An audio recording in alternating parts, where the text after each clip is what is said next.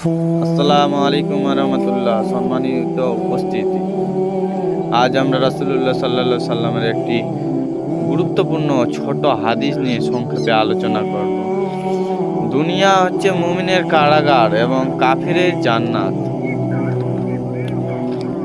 কারাগারে যেমন মানুষের স্বাধীনতা সীমাবদ্ধ থাকে, মুমিনও এই দুনিয়ায় তার নফস বা প্রবৃত্তির সম্পূর্ণ স্বাধীনতা ভোগ করতে পারে না। তাকে আল্লাহর আদেশ ও নিষেধের জালে থাকতে হয়।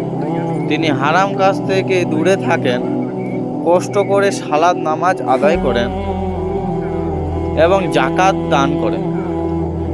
এই দুনিয়ার ভোগ বিলাসকে তিনি ত্যাগ করেন পরকালের অত্যন্ত সুখের জন্য। তাই এটি তার জন্য পরীক্ষার স্থান, এক সাময়িক কারাবাস। আর কাফির বা অবিশ্বাসীরা, আর যারা আল্লাহর উপর বিশ্বাস করেন না এবং পরকালের উপর ভরসা রাখেন না, আল্লাহর কোনো সীমা মানে না।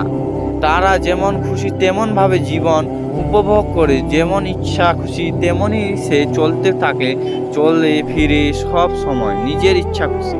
তারা এই ক্ষণস্থায়ী জীবনেই সব আনন্দ ও সুখ খুঁজে নেয় এবং পরকালের জন্য কোনো প্রস্তুতি নেয় না।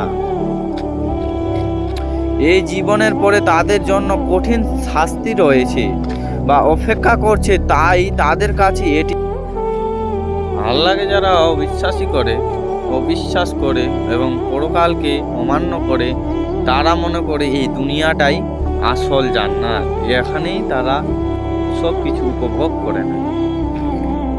এই হাদিসটি আমাদের মনে করিয়ে দেয় যে আমাদের আসল ঠিকানা এই দুনিয়া নয়, বরং আমাদের আসল ঠিকানা হলো জান্নাত ও জান্নাতুল ফেরদৌস।